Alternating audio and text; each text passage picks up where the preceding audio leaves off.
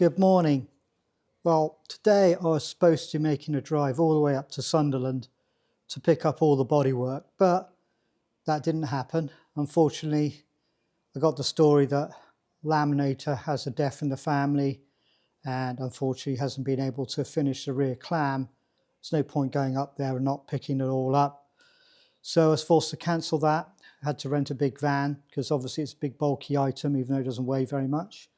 And hopefully I'll be going up there, well, it looks like middle of the first week in January after New Year, so it'll be like the 7th. So fingers crossed and get that body, because without that, well, it answers a lot of questions because I'm building the car to the body based on the original dimensions. But anyway, what I have here, I know I've put these pictures on here. I've been to a belt drive company. We happen to have one of the largest, well, it's the largest company in the UK and they're headquartered here in Poole. So I went to them and spoke to a director there, and he gave me all the ins and outs on what to do, because this pulley that drives the original balance shaft on these later twin cam engines is unique belt. It is not something you can just buy different belts or pulleys for. Obviously, manufacturers make so much they can specify anything they want, but when it comes to, you know, the aftermarket, we have to stick with things you can actually get. So this pulley, it's steel anyway, has to be remade, and you can see, although this pulley is the wrong size, this is aluminium, I can easily get all the detail of the 4 bolts, the center hole, everything can be machined in there, so I can replace this pulley with another one. This is an AT10, and based on the work I was looking at, it has 77 kilowatt capability. So they're saying the max of these will drain is 40 horsepower, but that's under full RPM, you know, full load. This is going to be freewheeling halfway through the rev range, so it's never going to draw that kind of power. So this here is a 40, but I got to go down to a 35, and that's a 20, and then I'll get my ratio of 1.75, so that the blower will never overspeed, but I've got enough speed to build up boost at low RPMs. My rough calculations taking in some inefficiency of the engine, saying that's only 85% efficient or 80% efficient because of the low compression, and the blower may be only 0.7 efficient. We should have 2-3 pounds of boost starting just over 2000 RPM.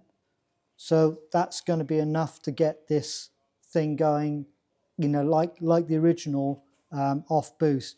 And the other thing with the routing that Lancia did, which I will obviously follow, is the supercharger is pulling air through the turbo. So the air from the airbox enters a turbo, comes out into an intercooler, then into the supercharger, then out the supercharger into an intercooler, into the intake manifold.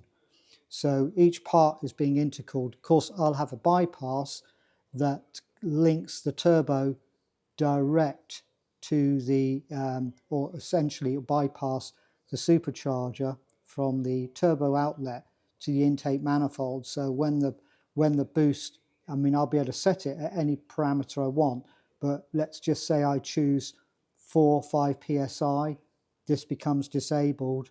It'll then bypass that, that's freewheeling, and it will enter the engine. So that's what's happening there. On the diffs I bought, which I've had cleaned up, neither of them have the same gear ratio, and obviously I have to have the same diff ratio.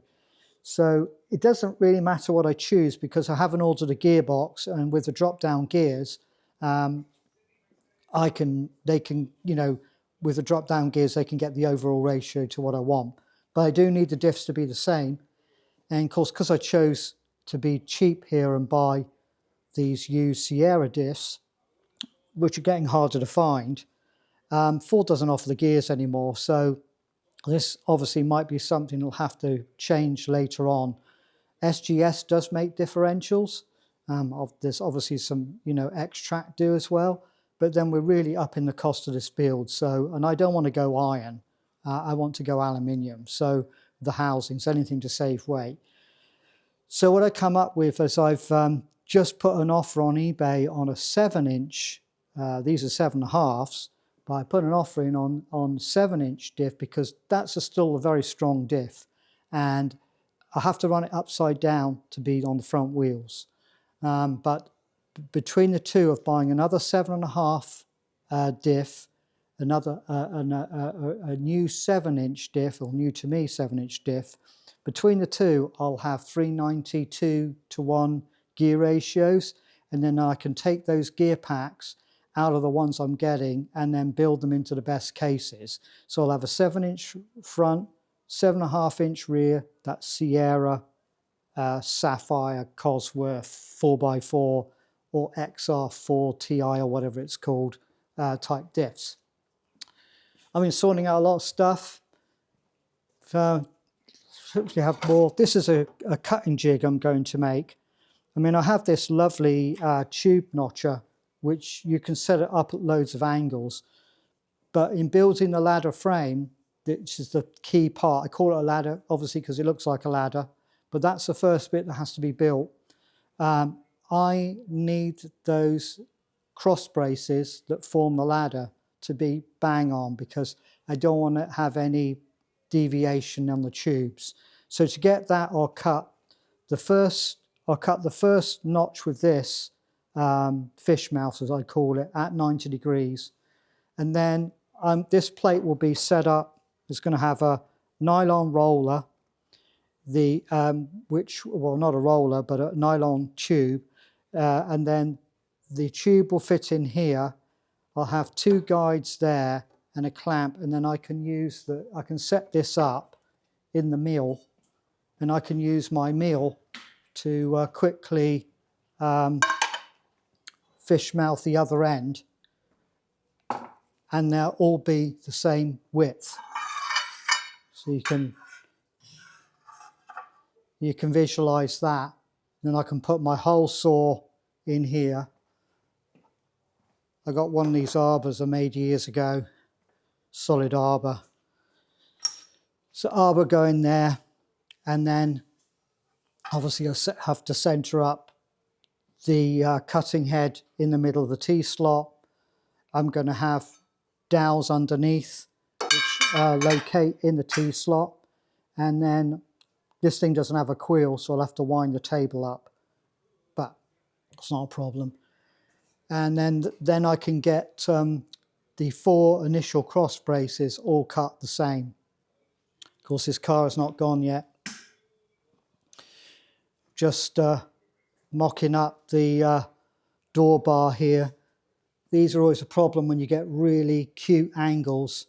The tube notcher, I mean, you end up just having to sort of go a little bit at a time, really. But that's my big job, and sort of been holding off doing it. But I just need to get outside with a grinder and start. I don't grind inside the shop here, and start getting that profile right, so I can get these last 2 tubes on here. Because once that's done, a couple of the tack welds, this can come off the jig, and then I can untie it from the floor, and I can free up a lot more shop space. So nothing really exciting at the moment. So just want to give an update that I hadn't gone blank on the Facebook thing. So I'm working away at different things. I've got my old guy machinist.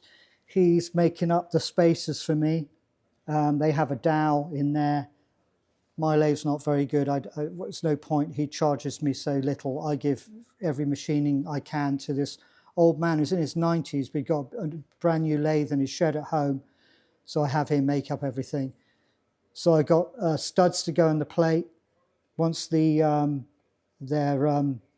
L168, that's a really old British aerospace alloy. It's really tough, really hard. It's like 2024 T351. It's only a little weaker than 775 T6.